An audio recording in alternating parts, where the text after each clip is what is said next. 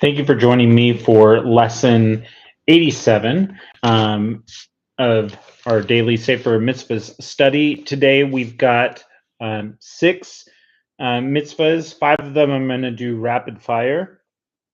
So the mitzvahs that the first mitzvah that we're covering is negative mitzvah 105. The final five all kind of go together, and they are negative mitzvahs 330 through 334. So 331, 332, 333, 334. So let's get to negative mitzvah 105. It's kind of wrapping up what we've been talking about with the ritual of the sotah. The sotah was a situation where a husband was suspecting that that his bride, his wife is having an extramarital affair, and so he tells her, "I don't want you to be alone with this person." And then later, there are witnesses that don't see her in the act, but they do see her alone with this person that she was forbidden to be with. And in fact, the time when the husband said this to her was also done formally in front of witnesses. So this the start of all this is a jealousy that the husband has, and it's actually better if the husband doesn't make such an accusation unless he really strongly thinks that there's something going on. But the jealousy is also not not a good thing. And the thing is that jealousy won't go away because there's no proof either way. And so the husband initiates this process where he takes her to a court. The court um, talks to her, explains the situation to her, tells her why, if she's done this, why she should admit to it. If she does admit to it, she doesn't die. She doesn't go through, um, like, she's not stoned or anything like this, because there weren't any witnesses that saw it. But her testimony stating that she did this would result in her being released from having to do the sotah process, and it would also um, require the husband to divorce her. Um, so now, um, if she claims that she didn't do this, then she's brought to the temple, and she stands before the temple. There are certain things that are done to her that shame her, and she's given a drink, and the drink that she's given is a mixture of water. Um, I believe there's some sort of bitter herb that's mixed in there, and then they take some dirt from the floor or from the ground uh, under the the ground at the temple, in the temple courts, and they mix that into the water, and then they take a scroll. A special little Megillah is written for her, and on that Megillah is written the passage regarding the sotah, and Hashem's name is written in there. Normally, we are not allowed to remove the name of Hashem, but this is the one time Hashem allows His name to be blotted out. He allows His name to be blotted out in order to preserve the relationship between the husband and wife, to obliterate the jealousy that the husband had. And so this is what settles the issue. Um, if it turns out she was guilty, it says that her belly would swell, and that would be the indication that she was guilty. And then ultimately, she will pass away, but not on the spot. They say that she could take anywhere up to a year before she will pass away. But she at that point she has to have divorced her husband. But let's say nothing happened, the belly didn't swell, so then that proves that she didn't do what her husband suspected of her doing, and then what will happen is good thing she'll get blessings instead of curses. She'll receive she'll get pregnant, and that is one of um, the blessings that Hashem will give her, in compensation for the shame that she received by her husband. Her husband also has to, um, compensate her for this, etc. So there's a big loss to him.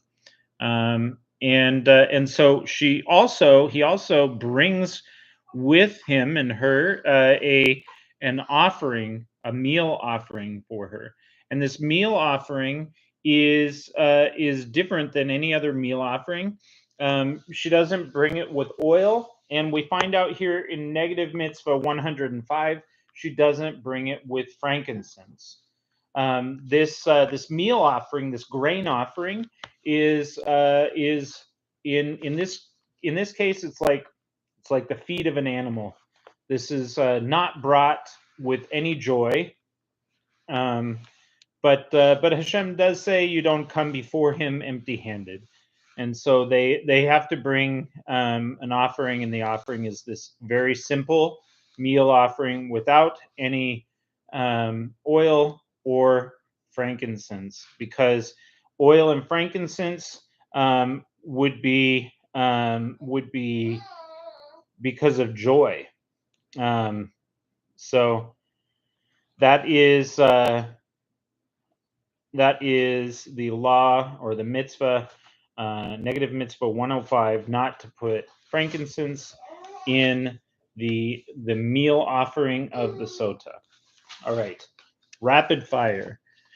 In the Leviticus 18 goes through many different incestuous familial relationships. You're not allowed to have any of these forbidden relationships. So negative mitzvah 330, you are forbidden from having relations with your mother. Negative mitzvah 331, you are forbidden from having relations with your father's wife. um, so which might not necessarily be your mother. Negative mitzvah 332 is the prohibition from having relations with your sister. It says don't commit incest with your sister, your father's daughter. All right. Negative mitzvah 333. You're forbidden from having relations with the daughter of your father's wife, if she is also a sister.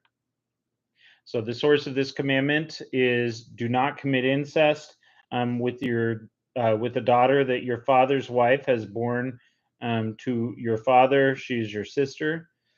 And this one has a little bit longer of a note here that I'll read. The prohibition comes to single out the daughter of your father's wife as a separate incestual prohibition. The proof that the daughter of your father's wife is a distinct prohibition is from the following law.